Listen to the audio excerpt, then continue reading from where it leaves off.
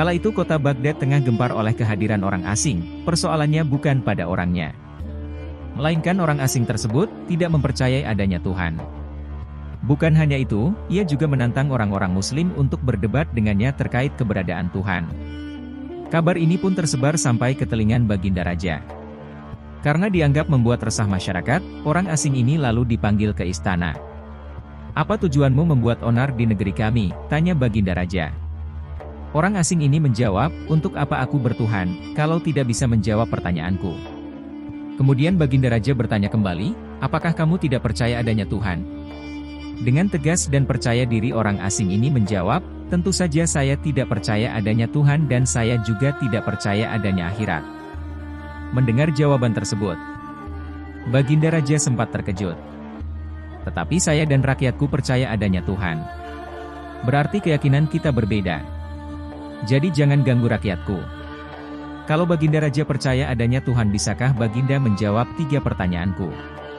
Pertanyaan pertama, orang Islam yakin bahwa dunia dan isinya adalah ciptaan Allah.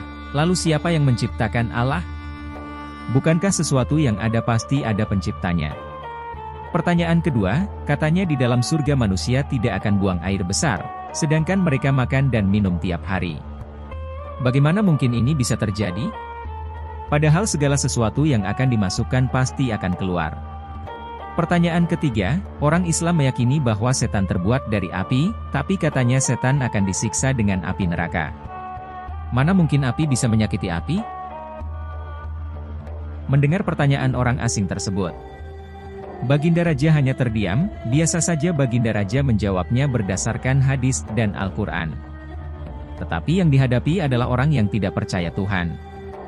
Maka dijawabnya harus dengan logika. Kemudian salah satu menterinya membisikkan kepada Baginda Raja.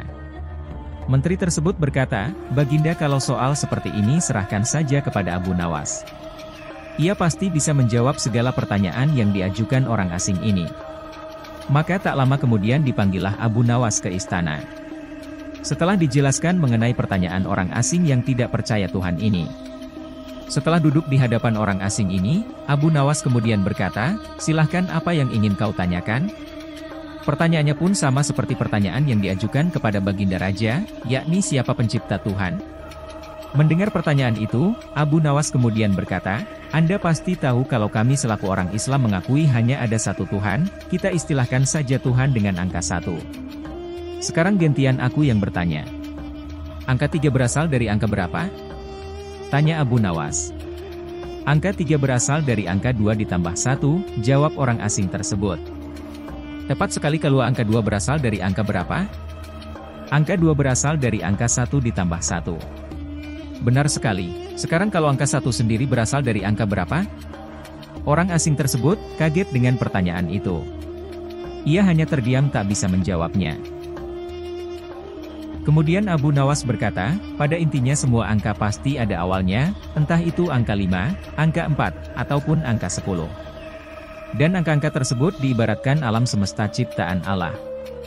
Apabila kamu bertanya siapa yang menciptakan Allah?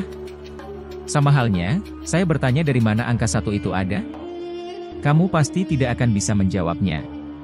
Orang asing itu pun langsung terdiam dan merenungi kata-kata Abu Nawas.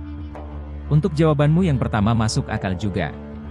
Sekarang untuk pertanyaan kedua, bagaimana mungkin manusia bisa buang air besar di surga?" Abu Nawas kemudian menjawab, "Selama kamu dalam kandungan rahim ibumu, tentunya kamu makan dan minum. Karena menurut ilmu medis, seorang janin memakan sesuatu yang dimakan ibunya. Lalu ketika kamu dalam kandungan ibumu selama 9 bulan, apakah kamu pernah buang air besar?" Untuk kedua kalinya pertanyaan ini bisa dipatahkan oleh Abu Nawas. Sekarang pertanyaan terakhir, bagaimana mungkin api bisa menyakiti api? Sebelum pertanyaan terakhir aku jawab, ujar Abu Nawas. Kita harus berjanji kamu tidak boleh marah. Tentu saja saya tidak akan marah, jawab orang asing tersebut.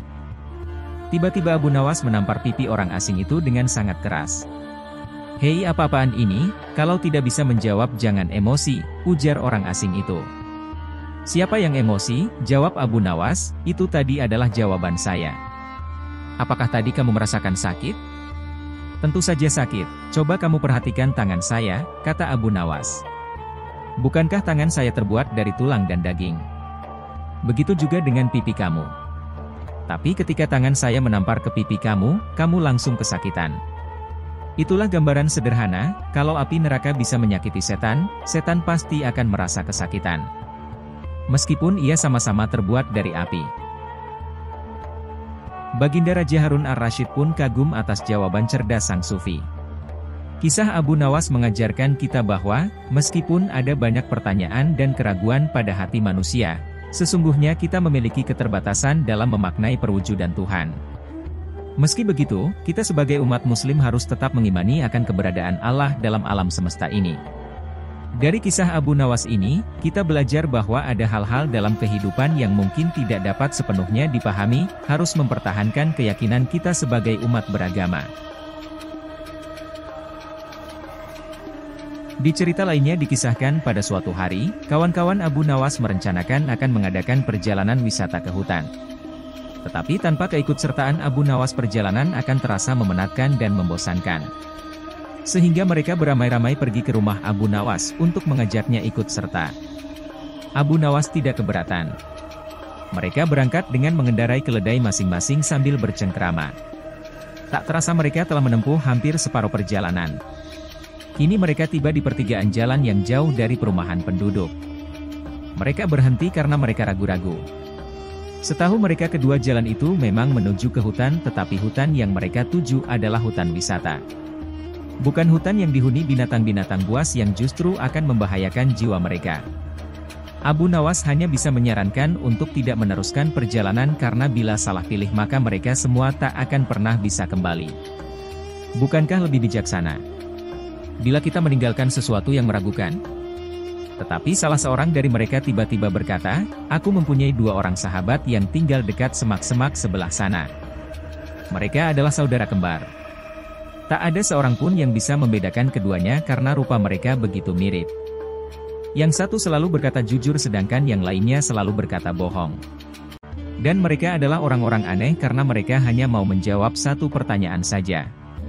Apakah engkau mengenali salah satu dari mereka yang selalu berkata benar?" tanya Abu Nawas. "Tidak," jawab kawan Abu Nawas singkat. "Baiklah kalau begitu kita beristirahat sejenak," usul Abu Nawas. Abu Nawas makan daging dengan madu bersama kawan-kawannya. Seusai makan mereka berangkat menuju ke rumah yang dihuni 2 orang kembar bersaudara. Setelah pintu dibuka, maka keluarlah salah seorang dari 2 orang kembar bersaudara itu. "Maaf, aku sangat sibuk hari ini. Engkau hanya boleh mengajukan 1 pertanyaan saja. Tidak boleh lebih," katanya. Kemudian Abu Nawas menghampiri orang itu dan berbisik. Orang itu pun juga menjawab dengan cara berbisik pula kepada Abu Nawas. Abu Nawas mengucapkan terima kasih dan segera mohon diri. "Hutan yang kita tuju melewati jalan sebelah kanan," kata Abu Nawas mantap kepada kawan-kawannya. "Bagaimana kau bisa memutuskan harus menempuh jalan sebelah kanan? Sedangkan kita tidak tahu apakah orang yang kita tanya itu orang yang selalu berkata benar atau yang selalu berkata bohong," tanya salah seorang dari mereka. "Karena orang yang kutanya menunjukkan jalan yang sebelah kiri," kata Abu Nawas. Karena masih belum mengerti juga, maka Abu Nawas menjelaskan. "Tadi aku bertanya, apa yang akan dikatakan saudaramu bila aku bertanya, jalan yang mana yang menuju hutan yang indah? Bila jalan yang benar itu sebelah kanan, dan bila orang itu kebetulan yang selalu berkata benar maka ia akan menjawab, jalan sebelah kiri, karena ia tahu saudara kembarnya akan mengatakan jalan sebelah kiri, sebab saudara kembarnya selalu berbohong. Bila orang itu kebetulan yang selalu berkata bohong, maka ia akan menjawab, jalan sebelah kiri, karena ia tahu saudara kembarnya akan mengatakan jalan sebelah kiri, sebab saudara kembarnya selalu berkata benar." Begitulah kecerdasan dari seorang Abu Nawas yang selalu punya jalan keluar.